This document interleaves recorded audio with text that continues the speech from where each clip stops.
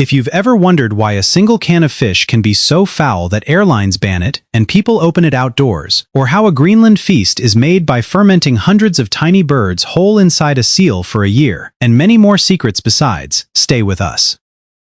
Surströmming. In the far north of Sweden, herring caught in spring is packed in barrels with just enough salt to keep it from rotting outright, then left to ferment for months. The result is surströmming, sold in bulging cans that keep fermenting on the shelf, building up so much pressure that the metal domes outward. When a can is opened, it releases one of the most powerful smells in all of food, a rotten, sulfurous, eye-watering reek that most people open outdoors or even underwater to soften the blow. Several airlines have banned the cans from luggage, fearing they might burst at altitude. Yet in Sweden, it is a beloved late summer tradition. Eaten in the open air, the fish rinsed and folded into thin flatbread with potato, onion, and sour cream. For those who love it, the ferocious smell gives way to a rich, salty, almost cheese-like tang. Century egg. Despite the name, this Chinese delicacy is not 100 years old, or anywhere close. A duck or chicken egg is packed for a few weeks to a few months in a coating of clay, ash, salt, and lime, an alkaline cure that slowly transforms it without any cooking at all. The white turns into a translucent, amber to black jelly, and the yolk becomes a dark, creamy green-gray with a rich, sulfurous, almost cheesy flavor. The lime raises the egg's alkalinity so high that the proteins set like a firm jelly, and faint white patterns, sometimes called pine flowers, crystallize across the surface. Sliced over rice porridge or cold tofu, it is an everyday food across China, prized for a savory depth that fresh eggs cannot reach. For most newcomers, it is the unnerving color, not the taste, that is hard to get past. Balut. In the Philippines and across Southeast Asia, one of the most common street snacks is a duck egg that has been incubated for around 2 to 3 weeks, until a small embryo has formed inside, then boiled and eaten straight from the shell. This is balut, sold warm by vendors at night and seasoned with salt, vinegar, or chili. The eater sips the warm broth around the embryo first, then works down to the yolk and the tender, partly formed duckling. To many outsiders, the idea is deeply confronting, but across the region it is an ordinary, protein-rich comfort food, cheap and beloved, often eaten late at night with a cold beer and a long reputation as an energy food. What seems extreme in one culture is simply dinner in another. Hákarl. The Greenland shark cannot be eaten fresh. Its flesh is loaded with urea and a compound called trimethylamine oxide, enough to make anyone who eats it raw seriously ill. For centuries, Icelanders have found a way around that. The shark is buried in gravel and pressed under stones for weeks so the fluids drain away, then cut into strips and hung to dry in open sheds for months more. The fermentation breaks down the toxins and leaves a firm, pale flesh with an overpowering smell of ammonia, sharp enough to sting the nose like cleaning fluid. Served in small cubes, often chased with a shot of the local spirit Brenna Vín, it is a point of national pride and a fixture of Iceland's midwinter feast. Chefs from abroad have called it one of the most challenging single bites on Earth.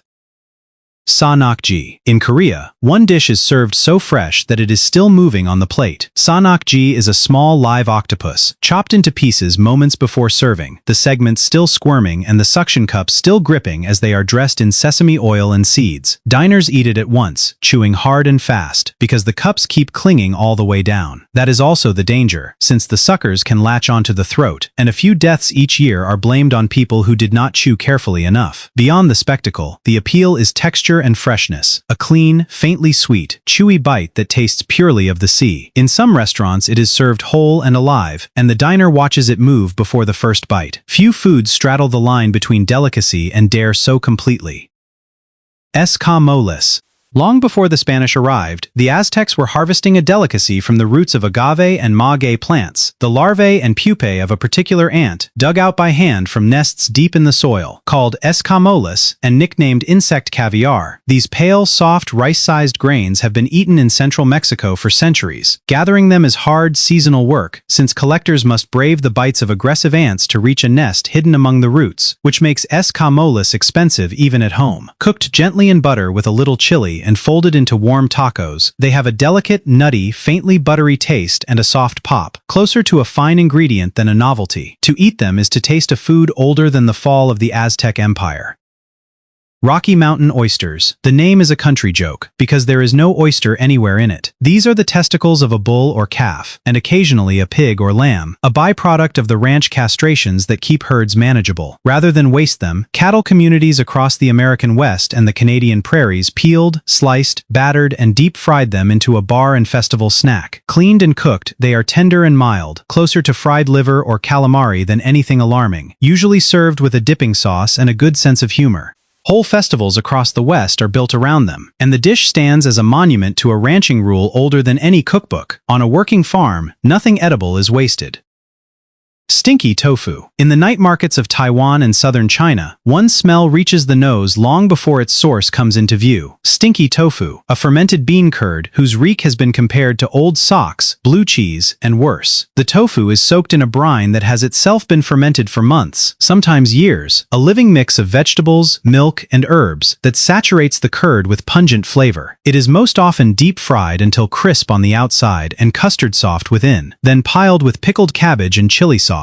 The paradox of stinky tofu is that the aggressive aroma gives way, on the tongue, to something savory, mellow, and deeply satisfying, much like a strong ripe cheese. To locals, the smell is not a warning but an advertisement, the surest sign that the good stall is somewhere close. Durian. Across Southeast Asia, one fruit is loved and feared in equal measure. The durian is a large, spiky fruit about the size of a football, filled with rich custardy yellow flesh, and it carries a smell so strong that it is banned from many hotels, subway trains, and airlines, marked with the same crossed-out symbol as an open flame. The odor has been described as rotting onions, turpentine, and gym socks, powerful enough to fill a whole building, and it rises from a complex mix of dozens of sulfur compounds. Yet its fans, who call it the king of fruits, prize the taste above almost any other. A sweet, creamy, almost savory custard with hints of almond and caramel. It splits people completely, to some the finest fruit on earth, to others an inedible stench.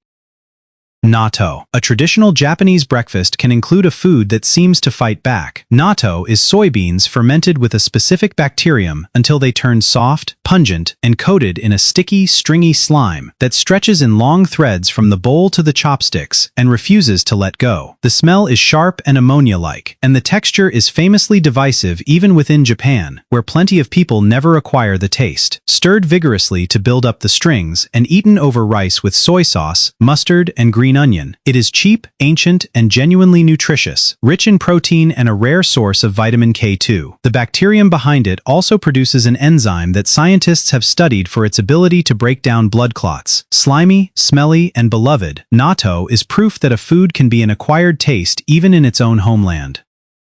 Fried tarantula. In the Cambodian town of Skuon, a roadside specialty stops nearly every passing bus. Whole tarantulas, the size of a palm, fried until crisp, and sold by the basketful. The spiders are tossed in garlic, salt, and sugar, and deep-fried until the legs turn crunchy, and the round body stays soft inside. The taste is often compared to a cross between crab and chicken, though the abdomen holds a richer, more acquired paste. The habit is thought to have taken hold during the famine years of the Khmer Rouge, when people ate whatever protein they could catch, and it simply never went away. Today it is street food and travelers dare in one, and gathering the tarantulas from countryside burrows has become a small local trade of its own.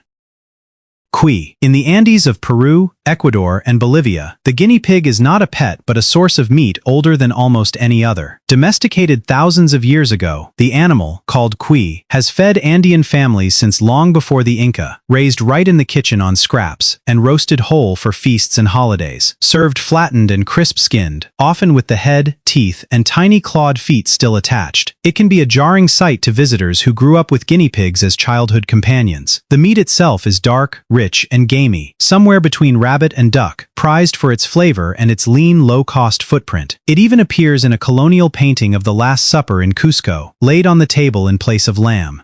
In the Andes, it is heritage food, more deeply rooted than almost anything on the modern plate. Bird's nest soup. One of the most expensive foods in the world is made almost entirely of bird spit. Certain swiftlets build their nests not from twigs but from strands of their own hardened saliva, and for centuries these nests have been harvested from towering cave walls across Southeast Asia and simmered into a delicate Chinese soup. Dissolved in broth, the nest turns soft and gelatinous, with a faint, almost neutral flavor prized more for its silky texture than for any strong taste. Genuine cave nests can sell for hundreds to thousands of dollars per pound, among the priciest animal products on the planet, and whole buildings are now raised just to lure the birds to nest indoors. A bowl of the finished soup remains a symbol of wealth and hospitality at a Chinese banquet. It is, in the end, a luxury built on saliva. Shirako. On a Japanese winter menu, one seasonal delicacy becomes far more surprising once its origin is explained. Shirako is the milt, or sperm sac of male fish, most often cod, pufferfish, or anglerfish, served as soft, creamy white lobes that can look like folds of pale brain. It is eaten raw with citrus and soy, lightly steamed, grilled, or fried into a crisp shell around a molten center, and its flavor is rich, custard-like, and mild, with a texture like the softest set cream. Far from a novelty, it is a prized cold-weather ingredient in fine Japanese dining, valued above all for its luxurious mouthfeel. Most first-time eaters enjoy it right up until the moment they learn exactly what it is, a reminder that in Japanese cooking almost no part of the fish is ever left unused. Kiviak. In Greenland, the Inuit developed one of the most extraordinary preservation methods on Earth to survive the polar winter. Hundreds of small seabirds called little auks, or dovekis, are caught whole in spring, feathers and all, and packed tightly into the hollowed, fat-lined skin of a seal. The air is pressed out, the skin is sewn shut and sealed with grease, and the whole bundle is buried under a heap of stones for anywhere from 3 months to well over a year. Inside, the birds slowly ferment in the seal's own fat. When it is dug up in the depth of winter, the fermented birds are eaten raw, the soft flesh pressed straight from the body, with a tang described as a mix of strong cheese and licorice. Rich in the vitamins that are scarce in an Arctic diet, kiviak is a survival food turned festival dish, opened for weddings and midwinter feasts. What counts as weird food is really just a map of where a person happens to be born. Every dish on this list is somebody's comfort food, somebody's tradition, somebody's proud national feast, strange only to those who did not grow up with it. The line between delicacy and disgust lies not in the food at all, but in the eye and the nose of whoever is invited to the table. Let us know in the comments which one we should put to the test next.